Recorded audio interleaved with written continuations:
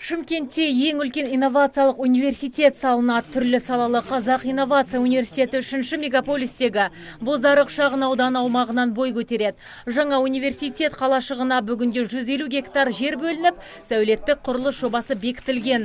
10 мың студентке шақталып салынатын жоғарғы оқу ордасында медицина, химия, технология, жоғарғы бизнес мектебі бағыттары бойынша білім беретін болады. Сондай-ақ оқу орны аумағынан тұрғын үйлер, әлеуметтік нысандар да салынады деген жоспар бар. Сол салада істеп жатқан үлкен біз жұмысымыздың біреуі, бір саласының бірі.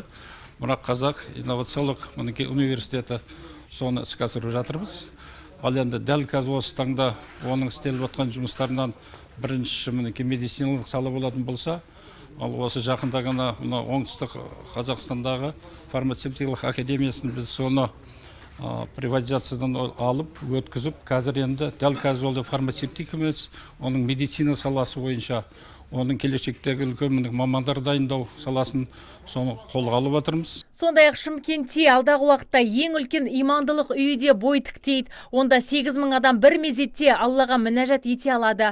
Әзірге жаңа нысандардың тек макеті мен сәулеттік құрылыс жобасы бекітілген.